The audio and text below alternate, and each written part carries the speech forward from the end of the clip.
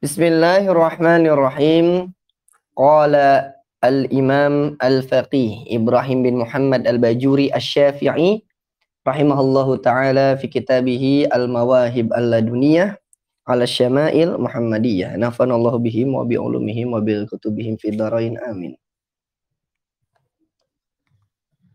Beliau berkata qawluhu ucapan musannif wala bil ja'di ila akhiri hadza wasafalahu au wasfulahu sallallahu alaihi wasallam min haitsu sya'rihi.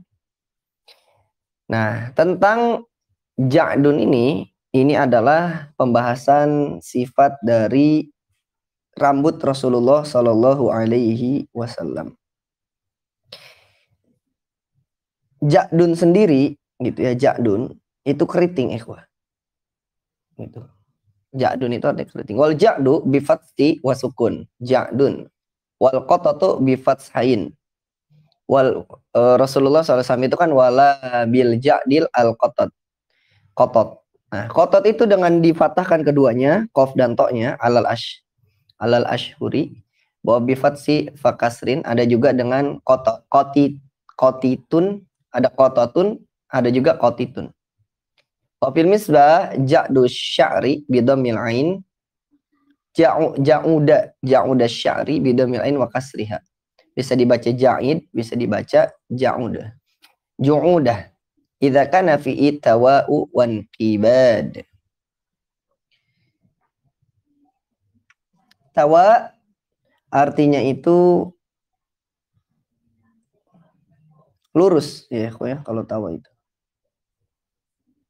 Wal inkibad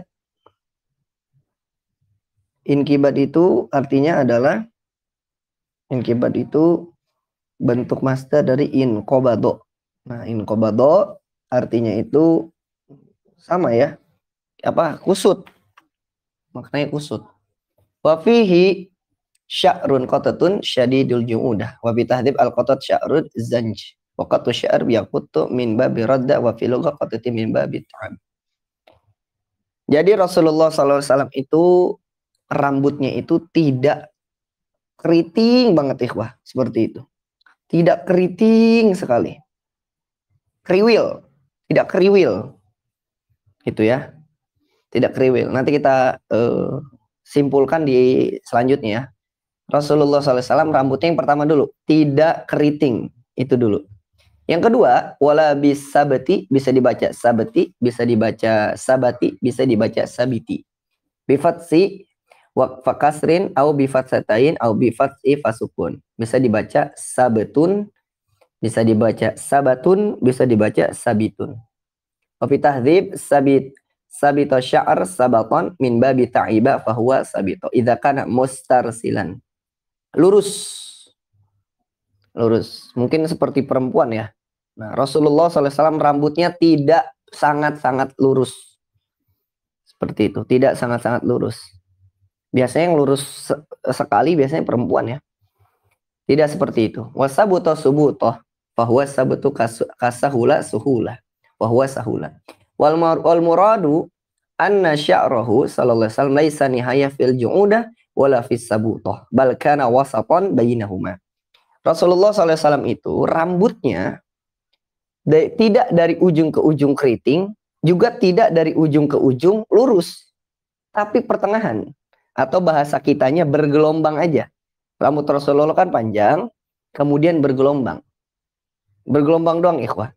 Tidak keriting, tidak juga sangat lurus, tapi pertengahan itu. Nah, sebagaimana kaidah wa khairul umuri awsatuha, karena sebaik-baik perkara itu adalah pertengahan, gitu. Qala Zamakhsyari, berkata Az-Zamakhsyari, al-ghalibu 'alal Arab ju'udah syar. Nah, orang Arab itu kebanyakan yang kriwil gitu ya, ya. Wa 'alal ajam sabutoh. Sedangkan orang ajam itu sabut tatuhu. Lurus. Orang Arab itu sedikit kriwil atau keriting, sedangkan orang ajam itu lurus. Wa qad ahsanallahu li rasulihi asy-syama'ila. Dan Allah SWT memperbaiki atau Rasulullah Allah Subhanahu wa taala itu memberikan kebaikan kepada Rasulullah SAW, itu sifat-sifat fisik dan juga sifat-sifat batin, baik sifat zahir maupun sifat batin.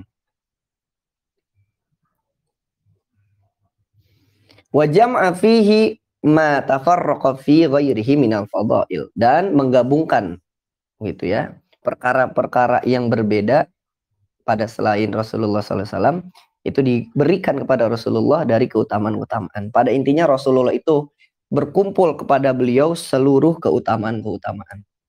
Wa yu'ayyidu dzalika ma shahha an Anasin radhiyallahu anhu, dan ini ada pendukungnya hadisnya dari Sayyidina dari sahabat Anas radhiyallahu anhu.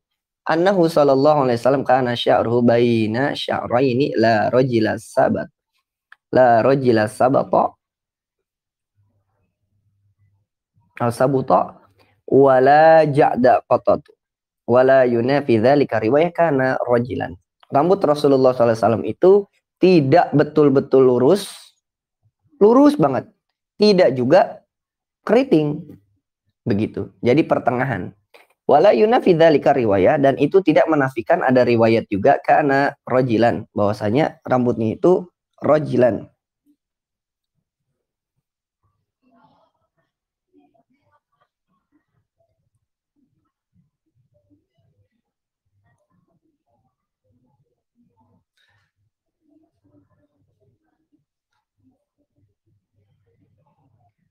Nah, ya ada juga riwayat Rasulullah SAW itu rajilan. Li'anna rujula amrun nisbi. Itu hanya sebagai sandaran saja, bukan secara mutlak. Faithu uthbitat uridu biha al-umur al-wasat. Karena ini dimaksud dengan rajilan di situ adalah pertengahan, perkara pertengahan. Wa itu nufiyat uridu biha al-sabutoh, begitu. Dimana itu juga menafikan gitu ya, menafikan sangat-sangat lurus. Jadi rojilan di situ maknanya pertengahan antara rambutnya sangat lurus dan juga rambutnya keriting. Intaha mulakhasan anil Munawi wa Ibnu Hajar wa syarah al-Jamal. Nah, Al-Fakir kirim sekarang ringkasannya. Bisa dipahami ya bahwasanya rambut Rasulullah SAW itu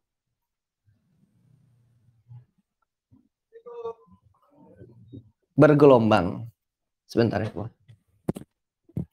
sebentar ya, ada tamu.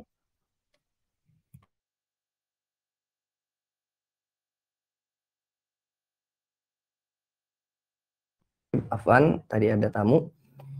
Kita lanjutkan.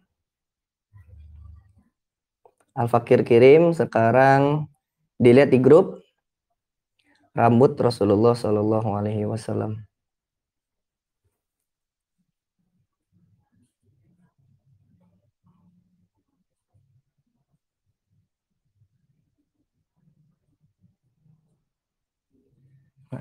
Dilihat di grup, sudah Al-Fakir kirim.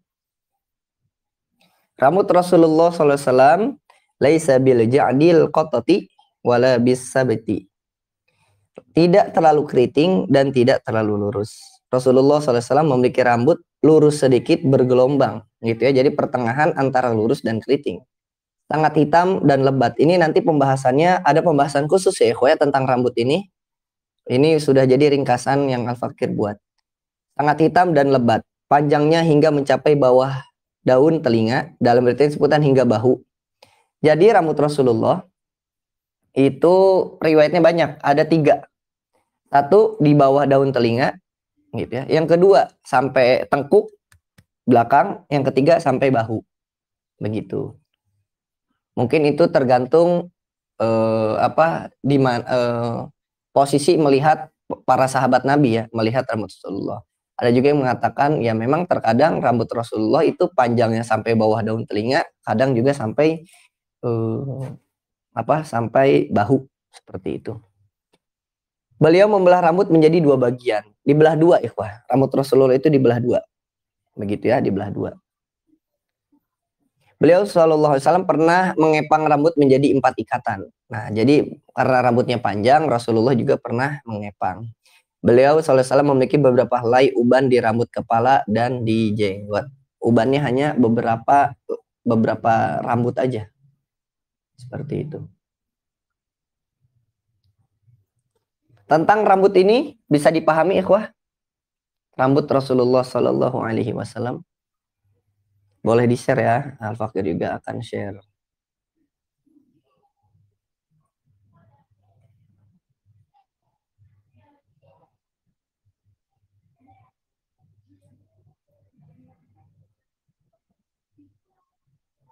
Itulah rambut Rasulullah sallallahu alaihi wasallam.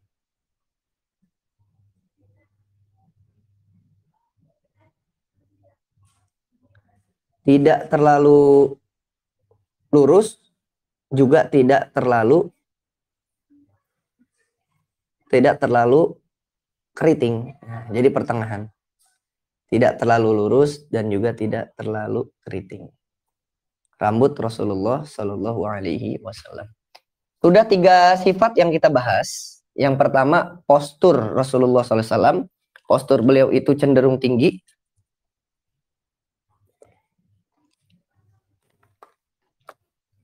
Kemudian sudah kita bahas warna kulit Rasulullah. Warna kulit Rasulullah itu putih kemerah-merahan. Yang ketiga sekarang rambut Rasulullah. Rambut Rasulullah SAW itu lurus bergelombang. Gitu ya, dengan sifat-sifatnya yang sudah Al-Fakir sebutkan di ringkasan yang Al-Fakir buat.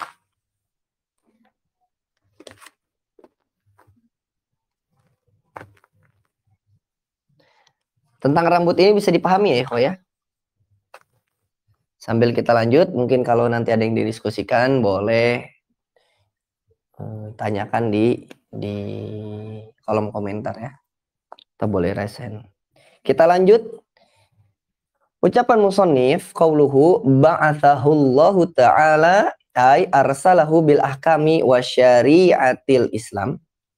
Allah Subhanahu wa taala mengutus Nabi Muhammad SAW, yakni dengan memberikan hukum-hukum Islam juga dengan syariat Islam, ala ra'si arba'ina sanah, yakni ketika umur 40 tahun. Ai min maulidihi, yakni dari kelahirannya. Jadi pada usia 40 itu usia matang ya, ya. Bahkan ulama menjelaskan usia 40 itu adalah usia meriwayatkan hadis. Begitu. Al-Fakir sebetulnya masih jauh untuk ke usia 40 gitu ya. Jadi memang adabnya kita berbicara adab nih ya, bukan berbicara tentang boleh atau tidak. Tapi kita berbicara adab, adabnya adalah jika menyampaikan hadis itu minimal usianya 40. Bahkan ada ulama yang mengatakan umur tahdits itu antara 50 sampai 80. Gitu, khamsuna ila samanin gitu. Sampai ke min khamsina ila samanin, dari 50 sampai 80. Ya dalilnya dari sini, karena banyak para nabi yang diangkat jadi nabi itu pada usia 40 tahun. Wa ja'lu ala bimakna fi. Nah, kata ala ba'atsallahu ta'ala ala ra'si arba'in maknanya adalah ja'allahu ba'atsallahu ta'ala fi ra'si arba'in, pada usia 40 tahun. Aula min ibqa'i ala zahiriha wal masyhuru bainal jumhur annahu bu'itsa ba'da istikmali arba'in. Menurut qaul jumhur yang masyhur, Rasulullah SAW itu diangkat jadi nabi ketika umurnya sudah sempurna 40 tahun, bukan di awal, karena makna ra's arba'in itu awal 40 ya. Memang ya ulama sepakat usianya 40 tahun, tapi kan khilaf. 40 tahun itu awal 40 tahun baru masuk 40 tahun atau sudah sempurna 40 menuju 41, begitu ya. Nah, menurut kaul jumhur, pendapat jumhur itu usia 40 tahun sudah sempurna. Berarti udah menuju usia 41.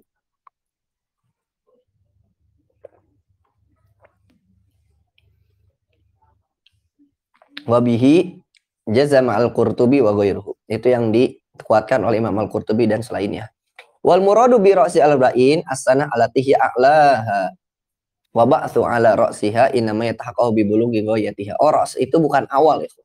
Ra's itu adalah penghujungnya. Al-Fakir terbalik tadi.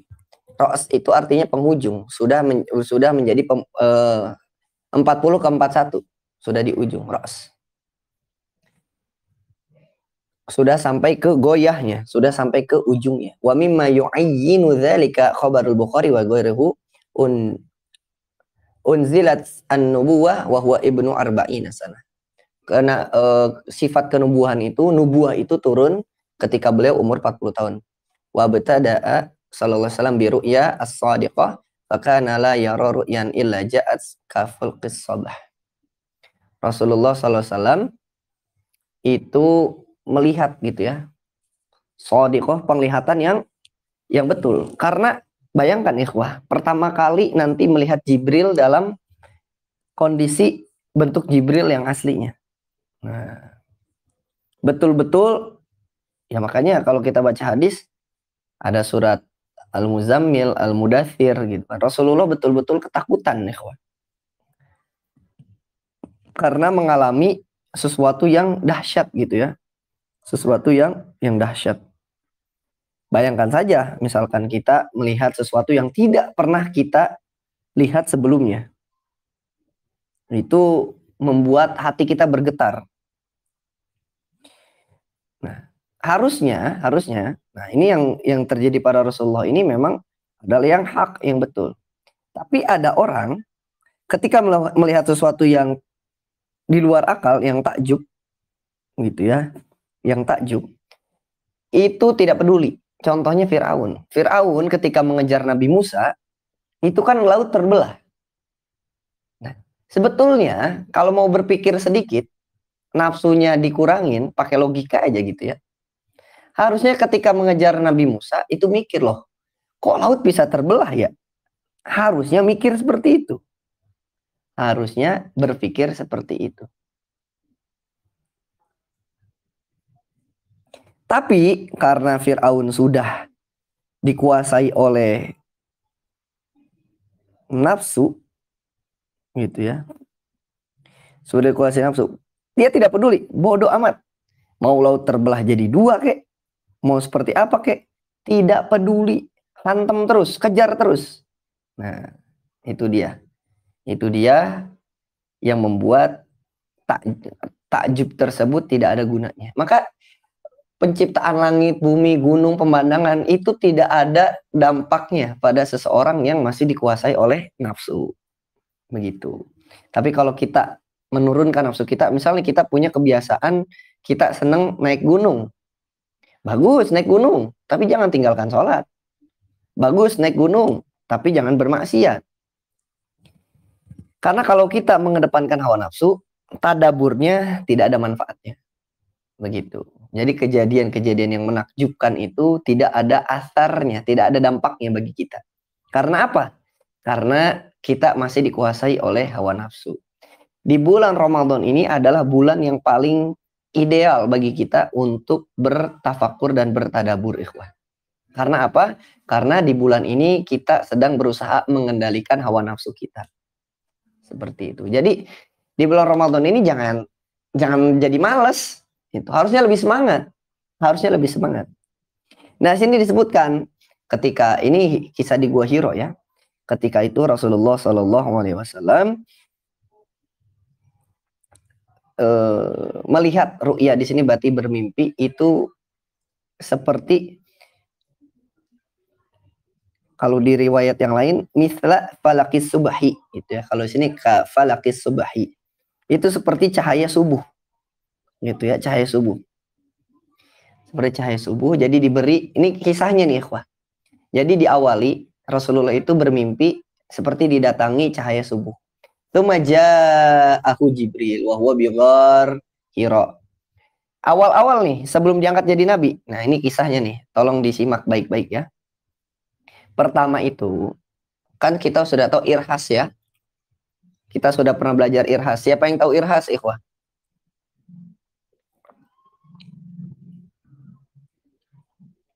Apa itu irhas? Ada yang tahu? Nah, ada rekan kita. Silakan Sidi, tafadhol.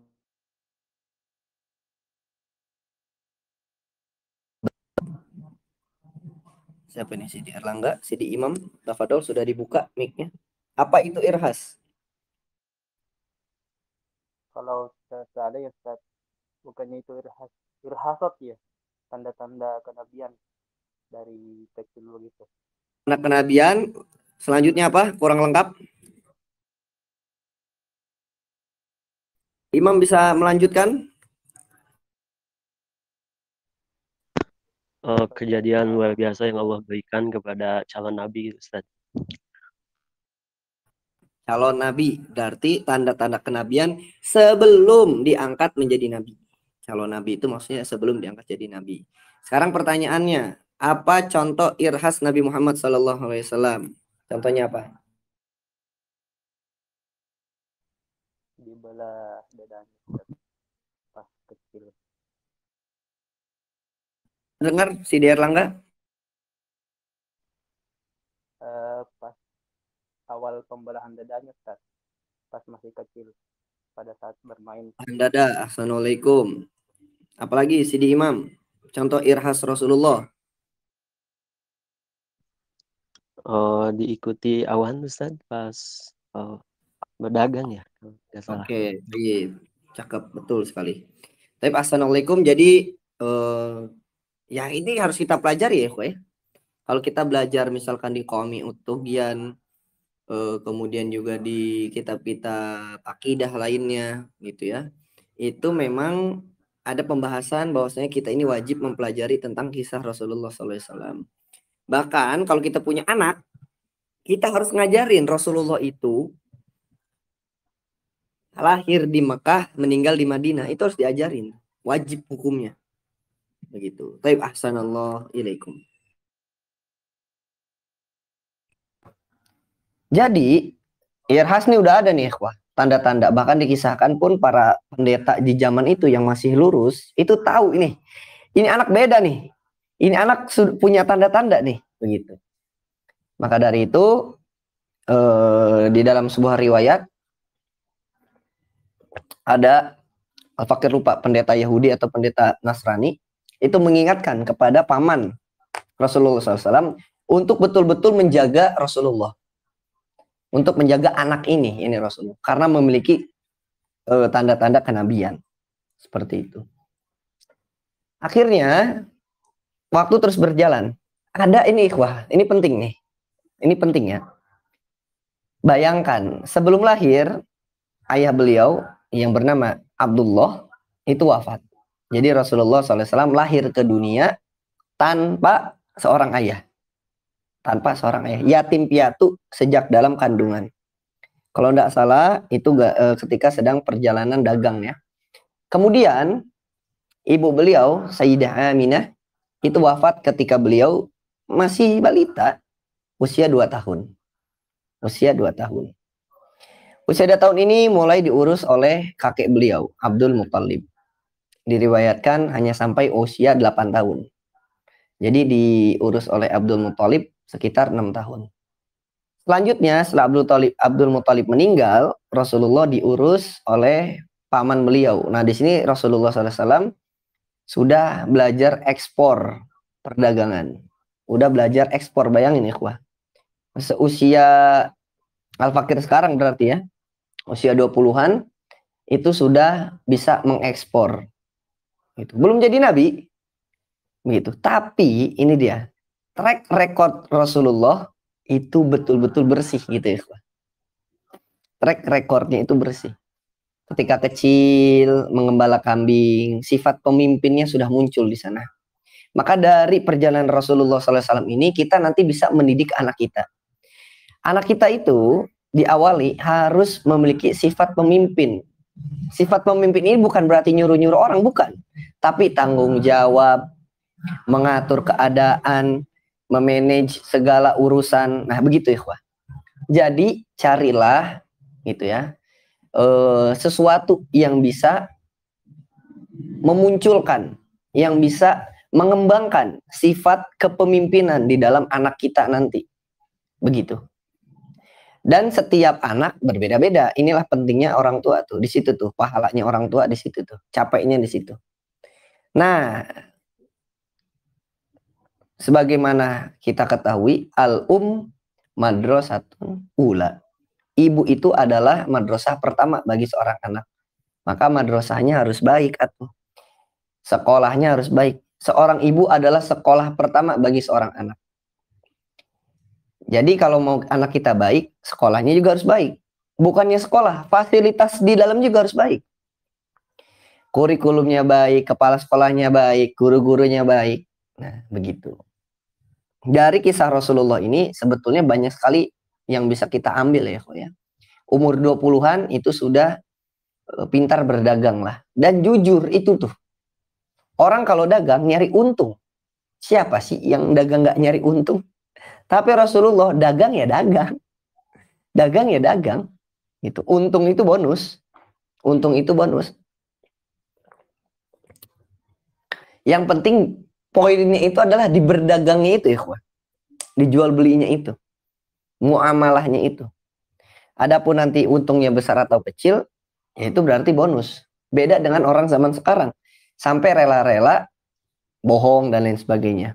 Tapi kalau emang tidak bohong, untungnya besar ya nggak jadi masalah. Tapi yang jadi masalah adalah banyak orang yang rela berdusta, berbohong, menipu demi mengambil keuntungan yang besar. Itulah bedanya tuh sifat dagangnya Rasulullah dengan ya mungkin dengan dagangnya kita ya.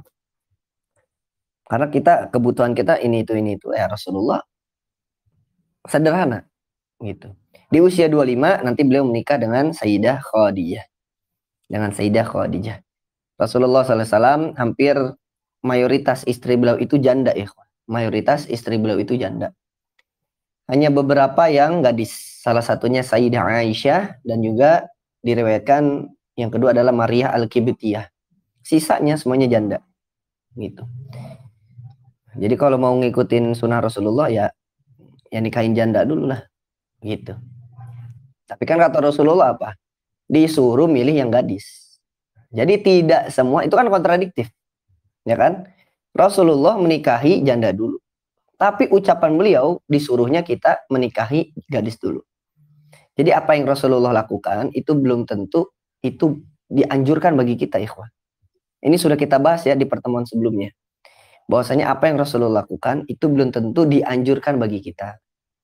Nah, maka dari itu pentingnya kita belajar kitab para ulama. Supaya kita tahu mana nih dari kisah Rasulullah yang dianjurkan bagi kita. Begitu. Lanjut. Allah. Lanjut. Sumajahu Jibril wa huwa bighar Hira. Kemudian datanglah malaikat Jibril. Ini sudah mengalami kejadian-kejadian Rasulullah dalam mimpi dan lain sebagainya. Kemudian Rasulullah itu ketika sudah bermimpi itu jadi senang menyendiri, ikhwah. Uzlah. Beliau di Gua Hira menyendiri gitu ya. Kalau bahasa kitanya berarti zikir lah gitu. Wa huwa alladzi kana yata'abbadu bihi, di mana beliau itu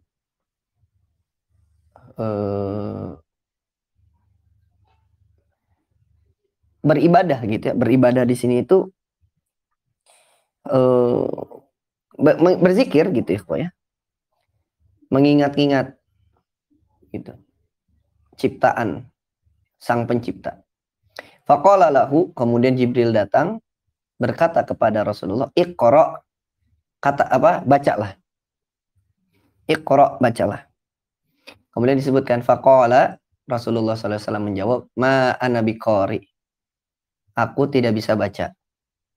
Gitu. Aku tidak bisa baca. Ini tafsirnya banyak nih. Tafsirnya banyak ya. Tapi Al-Fakir pakai yang sederhana ya. Karena guru Al-Fakir ada yang mengatakan bahwasanya tulisannya itu ada. Begitu. Jadi ada tulisannya disuruh baca. Ma'ana biqari, aku tidak bisa baca. Begitu. Rasulullah SAW itu memang Nabiyil Ummi. Tidak bisa baca, tidak bisa tulis. Faqattahu hatta balagha minhu al-juhd. Sehingga ketika disuruh baca, diulang-ulang terus gitu. Sampai betul-betul diajari. Faqala lahu iqra, bacalah. Faqala ma'ana biqari. Faghattahu kadzalik, tsumma ada wa ada, diulang-ulang. Faqala iqra bismi rabbika, terus hatta balagha ma lam ya'lam. Ayat 1 sampai 5. Al-Alaq ayat 1 sampai 5. Iqra bismi rabbikal ladzi khalaq, khalaqal insana min 'alaq, iqra wa rabbukal akram alladzi 'allama bil qalam alladzi 'allamal insana ma lam ya'lam, sampai ayat 5. Wa qarrara al-ghata salasan liyudhhira lahu asyiddah fi hadzal amr. Dipeluk, nanti Rasulullah itu dipeluk ikhwah. Dipegang, dipeluk. Sangat kuat gitu ya. Dipeluk, dikuat. Kemudian dibisikin. Tadi Iqra, baca. Ma'ana biqari. Dipeluk lagi. Iqra, akhirnya dituntun. Iqra bismi rabbikal ladzi khalaq, sampai ma lam ya'lam. Wa qarrara al-ghata salasan liyudhhira lahu syiddah fi hadzal amr.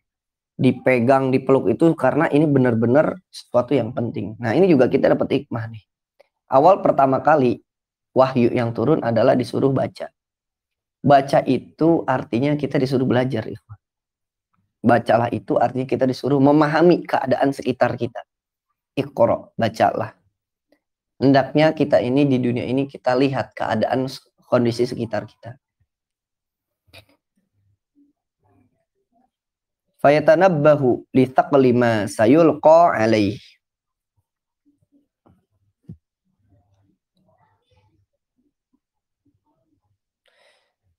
Kemudian wama al-aula imtina'iyah wathaniyah nafiyah wathalitha istifhamiyah. Thumma fatara wahyu thalatha sinina liyadhhaba anhu ma wajadahu minar raw. Kemudian ketika sudah kejadian itu terasa berat ikhwah. Makanya nanti di dalam riwayat itu Rasulullah itu pulang gitu ya, dengan membawa wahyu tersebut dengan keadaan gelisah, takut gitu ikhwah. Beliau menemui Sayyidah Khadijah, istri beliau gitu ya. Sayyidah Khadijah untuk ya karena ketakutan ya, zammiluni gitu kan. Selimuti aku, selimuti. Ini juga kita dapat hikmah nih. Orang, ini lebih ke tepatnya suami ya. Suami kalau sudah gelisahnya parah, yang diminta adalah kehangatan gitu ya, ketenangan. Jangan pulang kerja malah diomelin. Pulang kerja capek diomelin, nambah pusing. Pulang kerja ditagih duit, nambah pusing. Nah, dari kisah ini pun kita bisa lihat ketika Rasulullah SAW pulang ke rumah dalam keadaan gelisah, langsung dimintai ditenangi gitu ya, tenang dulu. Nah gitu ya. Jadi kalau suami pulang dari tempat kerja, pulang dari mana gitu ya, maka pertama kali yang kita lakukan sebagai istri adalah menenangkan suami kita dulu. Duduk, sediain apa, mau kopi, mau teh, sudah tenang, baru ajak ngobrol. Ajak ngobrolnya pun step bertahap. Begitu ya, ikhwah ya.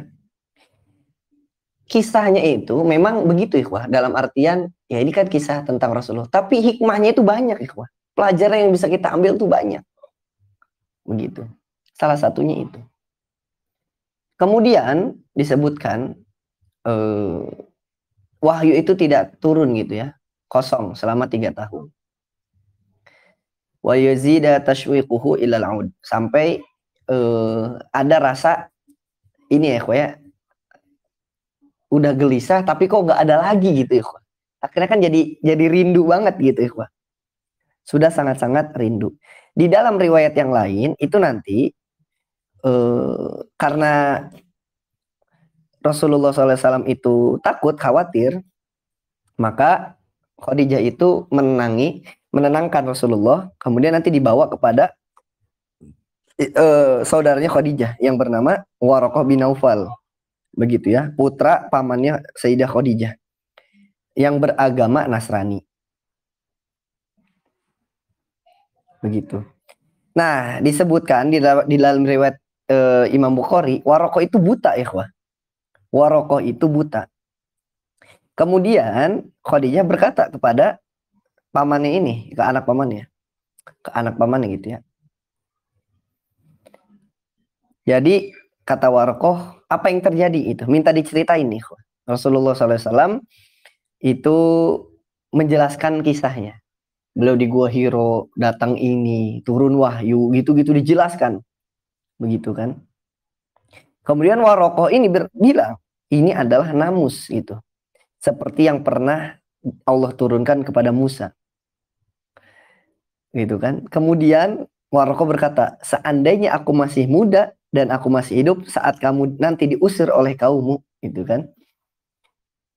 Maksudnya kalau Warokoh masih muda, gitu. Kemudian Rasulullah diusir dari kaumnya, Warokoh ikut gitu ya. Warokoh ikut. Maksudnya apa? Warokoh tuh percaya kamu itu nabi. Makanya ulama yang mengatakan orang yang pertama kali sekali gitu ya, orang yang pertama kali sekali masuk Islam adalah Warokoh ini. Cuman tidak ada kalau kita mah syahadat gitu ya.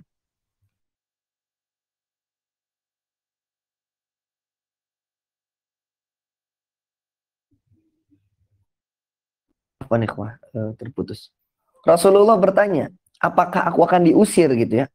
Apakah aku akan diusir oleh mereka? Kemudian Warokoh jawab, iya, karena tidak ada satu orang pun yang datang dengan membawa seperti apa yang kamu bawa, kecuali akan disakiti atau dimusuhi. Begitu. Kecuali akan disakiti atau dimusuhi.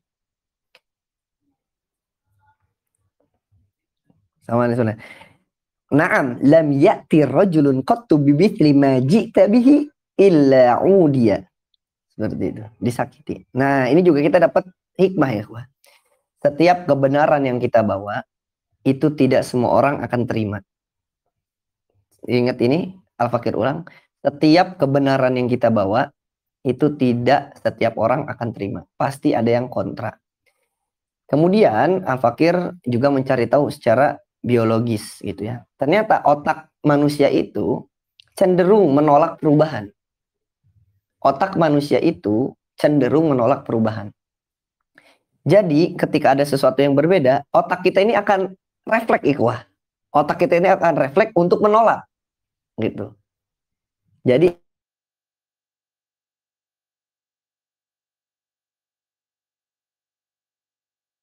kalau kamu membawa sesuatu yang tidak pernah orang lain bawa, apakah suaranya ada? Ikhwah? Afwan, ini sinyalnya kurang bagus ya. Tolong dikabarkan apakah suaranya sudah. Oke, okay. Warokoh berkata, orang sepertimu itu yang baru membawa sesuatu yang baru itu ya akan disakiti, akan dimusuhi. Begitu. Nah, ketika Warokoh, dengarkan ikhwah kata Warokoh. Wa in yudrikni yaumuka ansurka nasron muazzaron. Kalau aku menemui begitu ya hari di mana seperti itu, yakni engkau diusir, aku akan menolongmu. Aku akan menolongmu. Karena apa? Warokoh udah yakin gitu kan ya.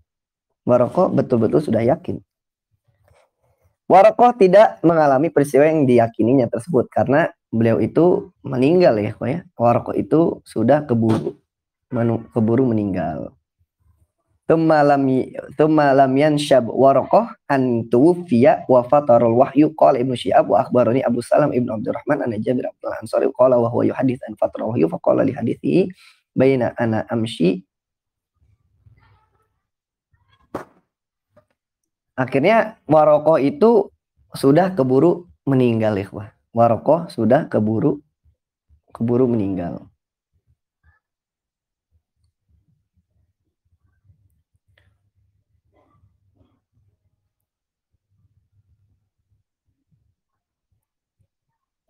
Nah, akhirnya kosong tuh.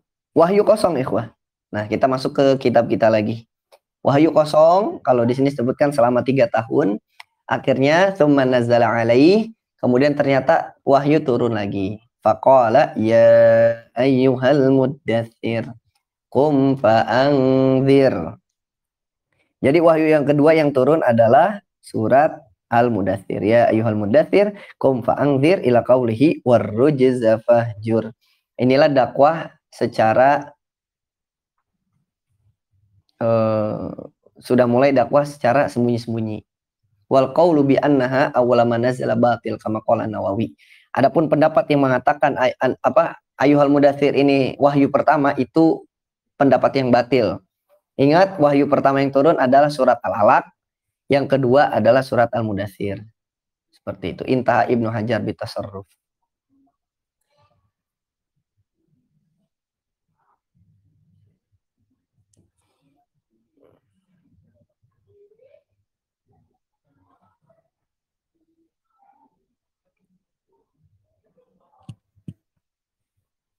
Kemudian nanti setelah dakwah secara sembunyi-sembunyi, nah, makanya tadi yang Al-Fakir bilang ya, kita ini harus tidak bisa tiba-tiba membuat orang lain berubah gitu ya, ikhwah. Tidak bisa langsung berubah. Jadi memang harus step by step. Nah, Rasulullah SAW itu memulai dengan dakwah secara sembunyi-sembunyi sampai nanti turun ayat bahwasanya termasuk dalam surat Al-Hijr ayat 94 bahwasanya fasda' bima tu'maru wa a'rid 'anil musyrikin. Allah SWT memerintahkan kepada Rasulullah SAW untuk menyampaikan secara terang-terangan. Begitu. Nah, secara terang-terangan inilah baru nanti kejadian yang apa yang disebutkan oleh Warokoh. Diusir dari kaumnya. Bayangkan, lahir di Mekah, keluarganya di Mekah, para petingginya gitu ya. Bahkan keluarga Nabi kan para petinggi kaum Quraisy, tapi diusir dari kaumnya. Bayangkan ikhwan. Kita asli orang, misalkan kita asli orang Jakarta. Dari kecil di Jakarta. Orang tua kita orang terpandang di Jakarta. Gitu. Pokoknya kita ini Jakarta asli lah. Tapi kita diusir dari Jakarta. Sedihnya gimana tuh? Kalau kita merantau diusir, oke lah, orang kampung orang gitu kan. Tapi ini diusir dari kampung sendiri. Nah, kesedihannya itu begitu mendalam ya. Sedikit lagi ya, Wah. Di Mekah dulu ya, nanti di Madinah next. Fa'aqama bimakkata asyara sinin. Rasulullah SAW itu mukim itu di Mekah selama 10 tahun. Wa fi riwayah 13 sanah. Di dalam satu riwayat itu 13 tahun. Wa jama baina riwayataini bi annal ula mahmulatun ala annahu aqama bi asyara sinin rasulan. 10 tahun itu sebagai rasul. Gitu ya, ketika sudah menyampaikan wahyu secara terang-terangan. Adapun 13 tahun itu memang sedari menjadi nabi. 13 tahunnya. Fala yunafi anhu aqama bi salasinin nabiyan, dan itu tidak menafikan bahwasanya beliau itu menjadi nabi 3 tahun. Jadi awalnya nabi dulu, wahyu untuk diri beliau sendiri. Ingat, nabi mendapatkan wahyu untuk dirinya sendiri, rasul mendapatkan wahyu untuk umat. Wa hadza dhahirun 'alal qauli bi anna nubuwata mutaqaddamatun 'ala risalah. Maka dengan pendapat ini itu jelas bahwasanya nubuah itu lebih dulu dibanding risalah. Kenabian itu lebih dahulu daripada kerasulan. Wa amma 'alal qauli bi annahuma mutaqaranani. Adapun ada juga pendapat yang mengatakan nubuah dan risalah itu bersamaan bareng. Fa imma an yuqala, maka bisa jadi dikatakan inna rawiya al-asyar al-kasr au yuqalu bi tarjih riwayat al-13. Ada yang mengatakan bahwasanya ya kenabian dengan rasul itu ya bareng, ketika diangkat jadi nabi jadi rasul juga begitu. Nah, itu untuk mereka yang berpendapat Rasulullah 10 tahun di Mekah. Bitarji riwayat 13, atau dikatakan juga lebih utama itu 13 tahun beliau Rasulullah SAW di Mekah. Wastadalla 'alal qauli innahuma mutaqarinani. Itu berbarengan. Nubuah dan risalah berbareng. Bi annahu qad kana fi zamani fatrah wahyi yad'un nas ila dinil Islam sirran fa kaifa yad'u man lam yursil alaih. Begitu. Maka ketika masa fatrah itu beliau, yakni Rasulullah SAW, itu mengajak manusia ke dalam agama Islam tapi secara diam-diam. Bagaimana gitu kan? Secara diam-diam Tapi kok bagaimana belum diangkat jadi rasul tapi sudah berdakwah secara diam-diam? Nah, ini pertanyaannya Imam Al-Bajuri. Qala fil huda atau hadi wa ghairuhu aqamal Mustafa ba'da anjahul malakut thalatha sinin yad'u ilallah mustakhfiyan. Intaha Munawi. Jadi setelah malaikat datang, Rasulullah SAW itu 3 tahun gitu ya untuk mensyiarkan agama Islam, berdoa kepada Allah.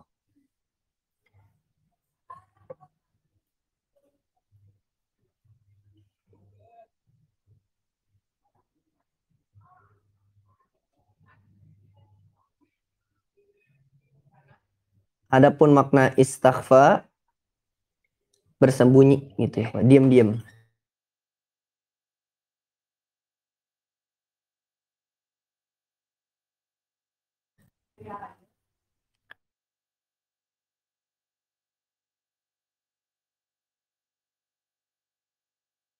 Wah, itu kisah Rasulullah SAW di Mekah.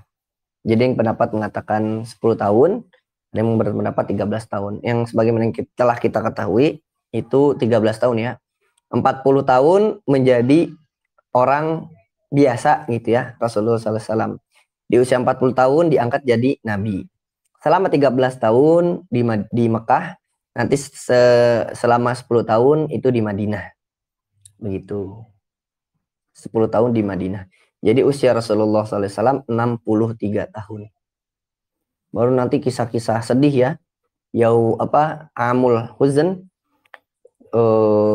atau amul tahun kesedihan. Paman beliau wafat, istri beliau wafat. Ingat Rasulullah SAW itu selama Khadijah masih hidup, beliau tidak poligami, ikhwan. Selama Khadijah masih hidup dan lamanya gitu ya, lamanya beliau monogami, yakni cuma satu istrinya, itu lebih lama dibanding beliau poligami. Nah, ini orang yang kadang tidak pahami, ikhwan.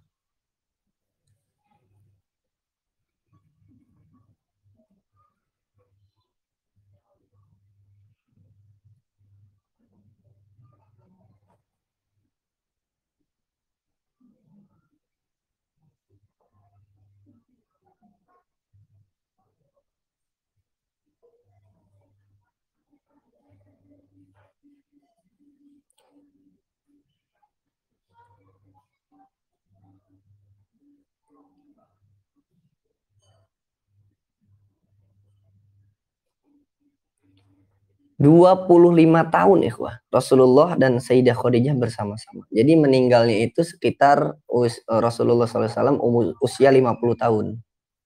Begitu. Sekitar usia 50 tahun. Menikah umur 25 tahun bersama, kemudian wafat.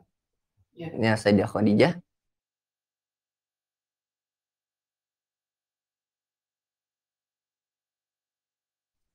Jadi sekitar kurang lebih 25 tahun.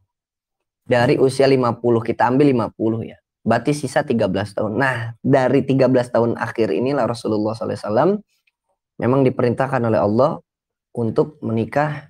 Begitu ya. Dan ada sejarah-sejarahnya tuh tentang istri-istri Rasulullah Sallallahu Alaihi Wasallam. Itu juga harus kita pelajari. Di dalam kitab Aqidatul Awam juga ada babnya ya, tentang istri-istri Rasulullah Sallallahu Alaihi Wasallam. Nah, itulah kisahnya, ikhwah. Sekarang kita sudah masuk ke pembahasan kisahnya.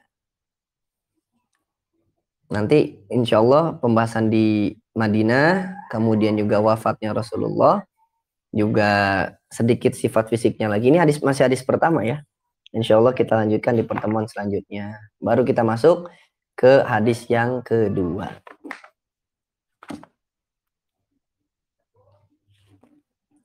Tapi ikhwah, sebelum kita akhiri, ada yang ingin tanyakan terlebih dahulu?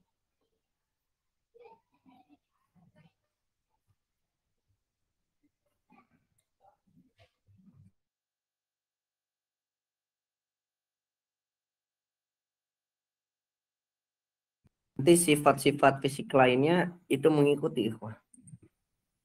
ada penjelasan tentang tangan Rasulullah begitu ya. Itu nanti ada di dalam hadis-hadis yang lain. Kalau rambut punya bab sendiri. Cara makan Rasulullah, cara minum, Masya Allah. Di rumah Rasulullah ngapain aja, ada juga. Sifat atau tata cara minumnya Rasulullah, bajunya Rasulullah. Nah, itu ada pembahasannya nanti.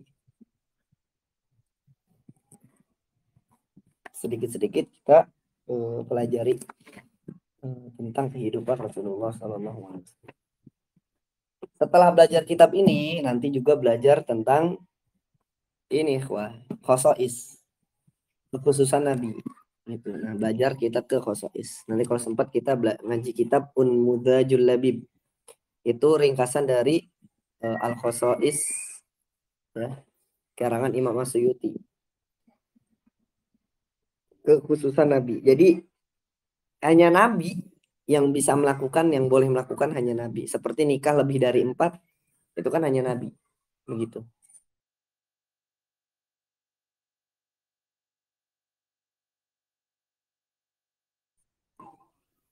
Tapi insya Allah kita lanjutkan di pertemuan selanjutnya. Nah, sudah kita bahas tadi tentang rambutnya Rasulullah. Rambutnya Rasulullah itu tidak terlalu keriting dan tidak terlalu lurus. Kemudian kita telah membahas sedikit kisah awal pertama kali diturunkannya wahyu. Gitu.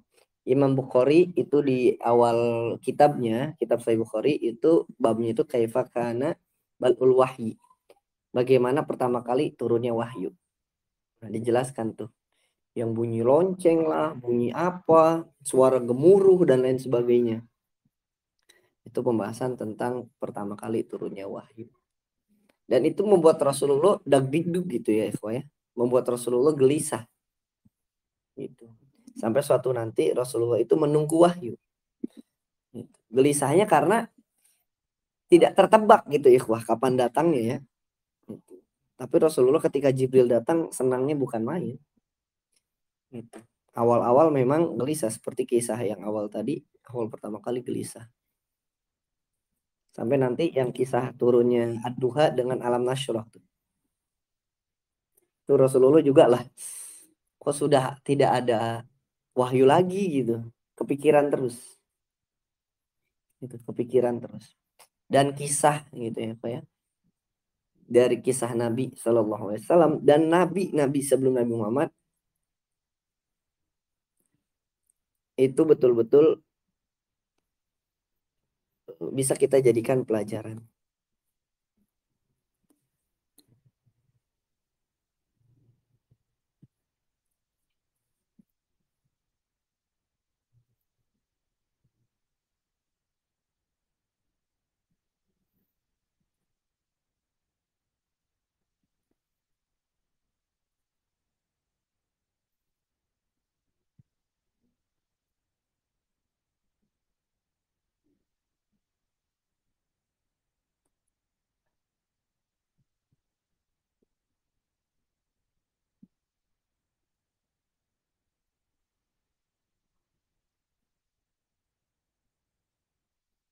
Baik.